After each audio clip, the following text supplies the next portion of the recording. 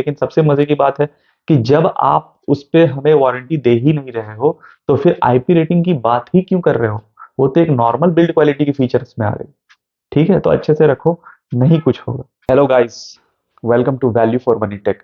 इस चैनल का मुख्य उद्देश्य है कि आपको टेक्नोलॉजी के बारे में तो बताना है जो कि हर दिन चेंजिंग है, हर दिन कुछ ना कुछ नया है, लेकिन वैल्यू फॉर मनी, जो आपके पैसे को जिस समय हम वो वीडियो बना रहे हो उस समय कौन सा चीज आपके पैसे को बेहतरीन वैल्यू प्रोवाइड करता है, इस चैनल का उद्देश्य और मकसद यही है। तो आज स्मार्टफोन की ही बात करेंगे हम लोग।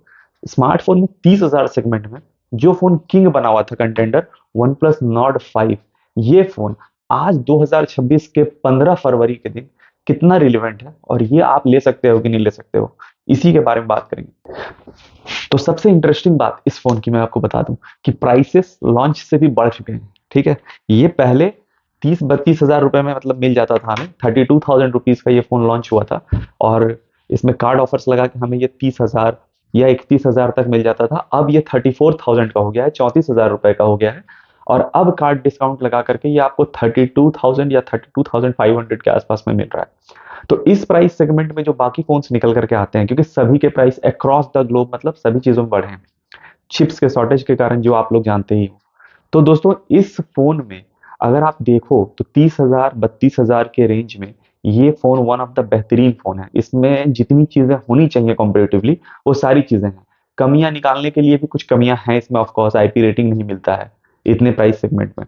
और बहुत लोग इसके प्रोसेसर को भी बोल रहे हैं कि इस प्राइस सेगमेंट में थोड़ा सा और बेटर होना चाहिए था, लेकिन उस समय आप वीवो के जाके देखो, वीवो जो V60 में प्रोसेसर्स दे रहा है और जो स्टोरेज टाइप वो दे रहा है, हम लोग ये भी क्लेम कर रहे हैं लोग कि इसमें स्टोरेज 4.0 होना चाहिए था, लेकिन जो आपके कंपटीशन जो प्रोवाइड कर रहा है, जिस वर्ल्ड में आप हो अभी फिलहाल, जो बाकी लोग दे रहे हैं उसमें आप देखोगे तो कोई इस तरह के स्पेक्स नहीं प्रोवाइड कर रहा है। बहुत कम लोग हैं, लाइक गेमिंग फोन्स है, आईक्यू वगैरह है, तो सिर्फ वो प्रोवाइड कर रहे हैं।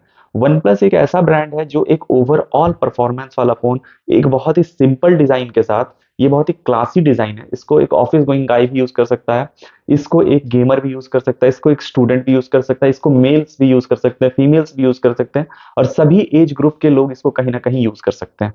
तो इस हिसाब से आप देखो तो ये फोन की जो मतलब अपील है, जो टारगेट ऑडियंस है, वो काफी वास्ट हो जाता है। दूसरी चीज, सिलिकॉन कार्बन टेक्नोलॉजी यूज्ड है। सिलिकॉन कार्बन टेक्नोलॉजी बैटरी में यूज होने से क्या होता है कि छोटी बैटरी में कैपेसिटी बहुत ज्यादा डाला जा सकता है। जैसे कि इतने पतले ही फोन में, ये फोन हालांकि देखा जाए तो आमतौर से जो फोन आता है उससे थोड़ा सा मोटा है, तो इस तरह के फॉर्म फैक्टर में भी इस फोन में 6800 mAh की बैटरी है, जो आज के डेट में 7000 mAh एक नॉर्मल नॉर्म बन चुका है। जो सैमसंग ऑफ कोर्स और एप्पल को मैं छोड़ के बात कर रहा हूँ, जितने एंड्रॉयड फोन्स हैं उसमें 7000 mAh का नॉर्म एक नॉर्मल चीज बन चुका है। पहले जो 4000, एमआई ने 4000 का रेंज लाया था, उसके बाद 5000 mAh की जो एक होड़ चली, सब लोग 5000 mAh डालने लगे, एक बेंचमार्क जो था अब वो 7000 तक जा चुका है। तो ये उस कसौटी पे भी खड़ा उतरता है। 6800 mAh, 80 वॉट की चार्जिंग इन द बॉक्स, 2,500 रुपए का चार्जर आपको बॉक्स में ही मिल जाता है। क्योंकि चार्जर अगर अलग से लेने जाओगे तो 2 से 2,500 रुपया, 1,500 रुपया अच्छे चार्जर्स के मिनिमम लग जाते हैं। तो एक तरह से देखो तो वो आपको इन द बॉक्स मिल जा रहा है। इसमें जो चिपसेट है, सॉरी, जो चिपसेट है वो स्नैपड्रैगन 8S Gen 3 चिपसेट है। सबसे पहली बात कि इसमें एक स्नैपड्रैगन का चिपसेट है। देखो स्नैपड्रैगन के चिपसेट्स अच्छे होते हैं, इसमें कोई दो राय नहीं है। बहुत रेयरेस्ट ऑफ द रेयर ही स्नैपड्रैगन के चिपसेट्स में खराबियां निकल करके आती हैं, तो उस हिसाब से ये ठीक है। इसमें अपने सेगमेंट का सबसे बड़ा वेपर कूलिंग चेंबर लगा है। सिंपल लैंग्वेज में ये समझें कि फोन ठंडा रहेगा। इसके अंदर में कुछ मैनेजमेंट ऐसा है, लेयर्स हैं, बैटरी के ऊपर लगा हुआ है, जिससे हीट जो है प्रोसेसर बैटरी की बहुत ज्यादा बाहर नहीं आएगी, तो होल्ड करने में भी अच्छा रहेगा। लंबे पीरियड के गेमिंग में फोन हीट नहीं करेगा। फोन की अगर बिल्ड क्वालिटी की बात करें तो फोन बहुत ही स्टर्डी बिल्ड है। स्टर्डी मतलब मजबूत बिल्ड है। क्यों? क्योंकि इसमें देखो ग्लास, एक तो ये फ्रॉस्टेड ग्लास यूज किया है, इसमें देखो लैमिनेशन भी मैंने किया हुआ है, बट एक तो ये फ्रॉस्टेड ग्लास यूज किया है, ठीक, और फ्रंट में भी ग्लास है, और साइड का जो फ्रेम है वो मेटल ना होकर के प्लास्टिक का, काफी मजबूत प्लास्टिक का फ्रेम दिया हुआ है। मजे की बात क्या है कि मैक्सिमम लोग, 98-99% लोग इसमें केस लगाएंगे, चाहे वो जिस तरह का भी केस लगाएं। तो केस लगाने के बाद आपका मेटल बिल्ड और प्लास्टिक बिल्ड का बहुत अंतर नहीं आता है। हाँ, जब आप खोलोगे तो वो ग्लास बिल्ड और ये सब आपको फील होगा, और फ्रेम भी अच्छा ही फील होगा। और ये एक तरह से ड्रॉप प्रोटेक्शन में भी थोड़ा सा ठीक है। अभी और हम लोग इसमें क्या ही बोल सकते हैं। कैमरास के एंगल से देखा जाए तो इसमें वही सेम सेंसर 50 मेगापिक्सल का मतलब लगा हुआ है जो आपके वन प्लस 13 में लगा हुआ है। तो उस हिसाब से देखो तो फ्रंट कैमरा भी 50 मेगापिक्सल का, बैक कैमरा भी 50 मेगापिक्सल का, अल्ट्रा वाइड 8 मेगापिक्सल का। लेकिन जो इसकी फोटोज और वीडियोस निकल करके आती हैं, जो काफी यूट्यूब में बहुत सारे वीडियोस हैं, बहुत सारे लोगों ने लिंक्स भी डाले हुए हैं, तो मैं सिंपल आपका समय ज्यादा बर्बाद ना करते हुए वो दिखा दिखा के मैं आपको प्रूफ नहीं करने जा रहा हूँ। और ऑफ कोर्स मैंने भी थोड़ा मेहनत कम किया है उसमें, लेकिन मैं बता सकता हूँ, पूरे अथॉरिटी के साथ बता सकता हूँ क्योंकि मैं खुद भी यूज कर रहा हूँ। तो ये फ़ोन बहुत ही बेहतरीन फ़ोटोज़ खींचता है। एक्सपोज़र मैनेजमेंट और ये सब जो भी चीज़ें आएँगी, देखो अपडेट्स आती रहती हैं, जाती रहती हैं, लेकिन एक जो बेसिक स्ट्रक्चर है, फ़ोटोग्राफ्स जो आपको मिलेंगे, वो ढंग के मिलेंगे, ठीक है? किसी बहुत ही एक्सट्रीम सिचुएशंस में थोड़ा-सा आपको 19-20 हो सकता है, लेकिन एक चीज़ आप सोच के देखो कि 30, 32, 33 आप तो उतने ही पैसे लगा रहे हो। आप 70,000 के फ़ोन के साथ इसको कंपेयर नहीं कर सकते हो। आप 50,000 के फ़ोन के साथ इसको कंपेयर नहीं कर सकते हो। लेकिन जो इससे 5,000 ज़्यादा 5,000 कम वाले फ़ोन्स के साथ इसको कंपेयर कर सकते हो। तो जो आपको इस फ़ोन में मिलता है, एक ओवरऑल कैमरा अच्छा मिलता है। फ्रंट कैमरा भी 4K 60 एफपीएस वीडियोज़ बना सकता है और ये एक बहुत अच्छा पहल है। इससे आप कंटेंट क्रिएशन भी कर सकते हो, इससे आप गेमिंग कर सकते हो, आप इसमें रीडिंग कर सकते हो अगर स्टूडेंट हो तो, बहुत देर तक वीडियोज़ देख सकते हो। जैसे मैंने सैमसंग S24 भी मेरे पास है, बट उसमें जैसे ज़ूम कॉल लेता हूँ, 7-8%, 10% 1 घंटे में बैटरी खत्म हो जाता है। बट ये फ़ोन उन सब चीज़ों में काफ़ी कैपेबल है और उससे काफ़ी कम प्राइस में भी है। तो इस हिसाब से अगर आप देखो, तो इसमें हमें चार्जर इन द बॉक्स मिल जाता है, एक वैल्यू फॉर मनी। दूसरा चीज़ है बिल्ड क्वालिटी अच्छा है, सॉफ्टवेयर एंगल से सॉर्टेड है।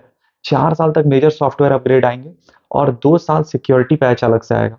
दैट मीन्स कि इसमें हमें अभी 4-5 साल तक नहीं सोचना है। हालाँकि 6 साल कोई फ़ोन चलाता नहीं है, 3 साढ़े 3 साल आप चलाओगे, उसके बाद अगर किसी फैमिली मेंबर को भी शिफ्ट करोगे या एक्सचेंज भी करोगे, तो अगर कोई रीसेल भी इसको परचेज़ करता है, तो उसके पास भी 1-2 साल का समय होगा उस फ़ोन को चलाने के लिए, तो काफ़ी लंबे समय तक ये सॉर्टेड है। 6-7 हज़ार एमएएच की बैटरी अगर डिग्रेड भी हो गई, तो भी इसमें मतलब एक साढ़े 4 हज़ार एमएएच अगर बचा इन केस फ्यूचर में बैटरी एमएएच या 5000 बचा, तो भी एक डिसेंट बैटरी बैकअप निकाल कर के देगा। तो इससे क्या पता चलता है कि लॉन्ग रन में भी बैटरी बैकअप सॉर्टेड है। ये एक अच्छी चीज़ है। उसके बाद अगर बात करें तो चिपसेट के एंगल से शॉर्टेज है, स्टोरेज टाइप यूएफएस 3.1 है, जो कि इस प्राइस सेगमेंट में मिल रहा है, ठीक है? कहीं-कहीं 27-28 हज़ार के फ़ोन्स में भी लोग 2.2 दे दे रहे हैं। वीवो वी60 तो 38,000 36,000 का फ़ोन है अभी, उसमें दे दिया है यूएफएस 2.2। तो देने वाले तो सब दे ही रहे हैं, सब अपने-अपने यूएसपी पे काम कर रहे हैं। किसी का कैमरा अच्छा ऑफ कोर्स वीवो का।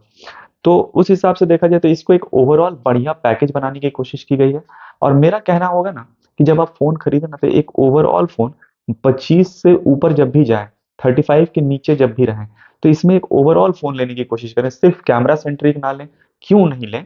बिकॉज़ आप उस फ़ोन को ना कम से कम 2 से 3 साल चलाओगे, मिनिमम 2.5 इयर्स चलाओगे। तो उसमें ना आपको सब चीज़ की ज़रूरत पड़ेगी और आज के डेट में मल्टीपल फ़ोन्स कैरी करना मतलब थोड़ा-सा टफ़ है।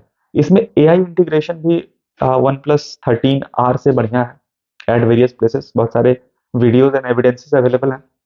मैं बता सकता हूँ, मैं सैमसंग S24 सैमसंग का वन यूआई का एआई यूज़ कर रहा हूँ और उसके हिसाब से भी इसमें बहुत बढ़िया से इंटीग्रेशन किया गया है।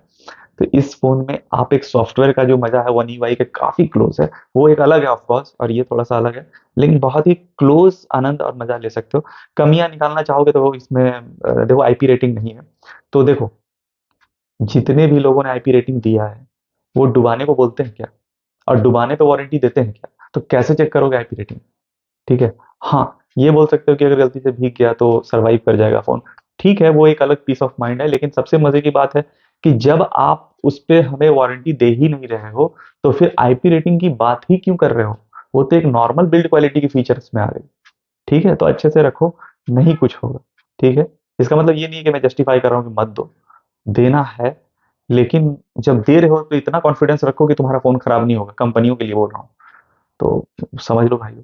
तो इस फ़ोन को आप आज के डेट में भी फ़रवरी 2026 में खरीद सकते हो, आने वाले 2-3 सालों के लिए, क्योंकि मुझे पूरा भरोसा है। मैं वनप्लस के साथ पिछले 2 साल में मैंने काफ़ी वनप्लस के फ़ोन्स ट्राई किए, जब सबसे खराब दौर है वनप्लस का, लाइक कि सभी ग्रीन लाइन इश्यूज़ हैं, तो लाइफ़ टाइम ग्रीन लाइन वाला इश्यू का सॉल्यूशन है। खाली फ़ोन आपका बहुत ज़्यादा गिरा हुआ कहीं नहीं होना चाहिए, दाग और धब्बे नहीं होने चाहिए, तो कवर लगा के चलाओ, ठीक है?